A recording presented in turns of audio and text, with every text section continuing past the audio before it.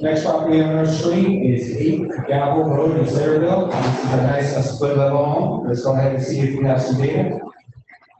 Okay, so this property here that we're seeing on our screen is a single family home. It's selling us a median home income. I'm sorry.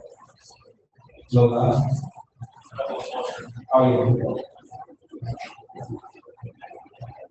yeah. Okay. Hope you guys can hear us a little better. All right, so it also tells us that there is, this property is located in a market that's increasing. We can see the demographics prove that in the last 12 months. Let's go ahead and take a look at the comparables and we'll try to get a better understanding of the market. So homes, similar size, in nature are selling for about $375,000. The construction budget on something this large, we would probably be up in the $60,000 range or more. Let's go ahead and take a look at the next property.